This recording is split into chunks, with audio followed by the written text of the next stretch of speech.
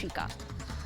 तो धरती का स्वर्ग कहा जाने वाला जम्मू कश्मीर से 370 हटाने पर अब मुहर सुप्रीम कोर्ट के द्वारा भी लगा दी गई है, जहां बीजेपी इसका समर्थन कर रही है तो कई दल ऐसे हैं जो कि इसका विरोध करते हुए नजर आ रहे हैं। आपको दिखाते हैं इस रिपोर्ट में कि किसके द्वारा क्या कुछ कहा गया है, देखिए।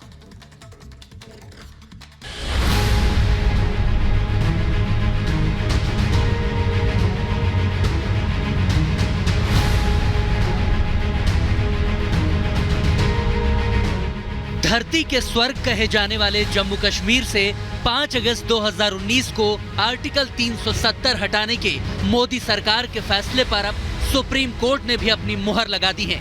सुप्रीम कोर्ट का ऐतिहासिक फैसला आने के बाद पीएम मोदी का पहला रिएक्शन सामने आया।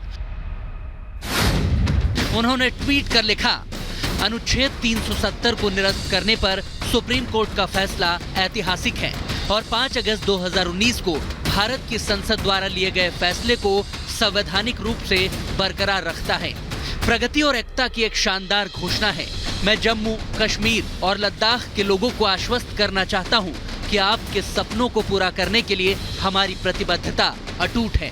आज का फैसला सिर्फ कानूनी फैसला नहीं है, यह आशा की किरण है, उज्जवल भविष्य का वादा है और एक मजबूत, ज्यादा एकजुट भारत के निर्माण के हमारे सामूहिक संकल्प का प्रमाण है।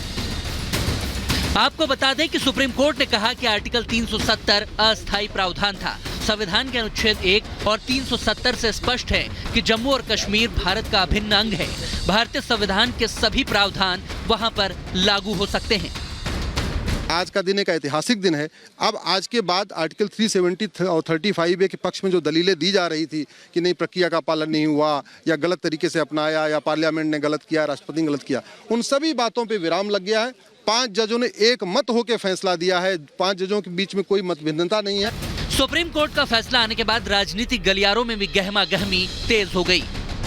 मैं उसका स्वागत करता हूँ क्योंकि बहुत दिनों से ये बात हवा में थी, तो अब कम से कम स्पष्ट हो गया है कि जो हुआ वो वैध था।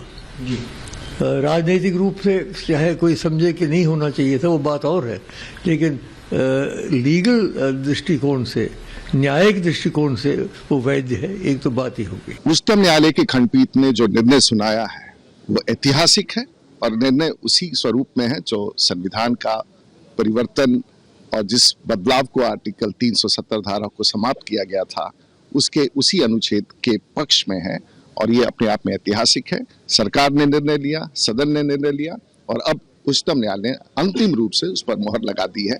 मैं समझता हूं कि भारत के इस लोकतंत्र के इस बड़े इतिहास में एक बड़ा अध्याय का निर्णय है। इधर आर्टिकल 370 पर सुप्रीम कोर्ट के सुप्रीम फैसले के बाद नेशनल कॉन्फ्रेंस के नेता उमर अब्दुल्ला ने विवादित ट्वीट कर लिखा, हमें घरों में कैद किया गया, गुलाम नबी आजाद दफ्तर जा रहे हैं, ये लोकतंत्र की ऐसी की तैसी है। आपको बता दें कि केंद्र ने 5 अगस्त 2019 को जम्मू कश्मीर से 370 हटा दिया था। इसके 4 साल 4 महीने और 6 दिनों के बाद आए फैसले में कोर्ट ने कहा, हम आर्टिकल 370 को निरस्त करने के लिए जारी राष्ट्रपति के आदेश को वैध मानते हैं।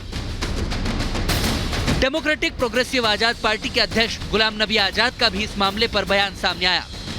आज यूनानिमस फैसला आया, उससे मेरे ख्याल में जम्मू कश्मीर के सभी लोग, चाहे वो कश्मीर के हों या जम्मू सूबा के, वो खुश नहीं। हमारे रीजन के लिए एक हिस्टोरिकल चीज़ थी, हमारे जज्बात जम्मू कश्मीर के लोगों से इससे जुड़े थे, चाहे वो 370 हो या 35A हो। आज वो भी खत्म हो गया, दोनों चीज़ें खत्म। ऐसे ऐतिहासिक फैसले पर बीजेपी के अध्यक्ष जेपी नड्डा ने फैसले का स्वागत किया और ट्वीट करते हुए लिखा, सुप्रीम कोर्ट का फैसला स्वागत योग्य है। मोदी सरकार ने जम्मू कश्मीर को मुख्य धारा से जोड़ा है। 16 दिन तक चली सुनवाई के बाद 5 सितंबर 2023 को सुप्रीम कोर्ट ने फैसला सुरक्षित रख लिया था, लेकिन आज एक बड़ा और ऐतिहासिक फैसला सामने आया है। Bureau report, Republic Bharat.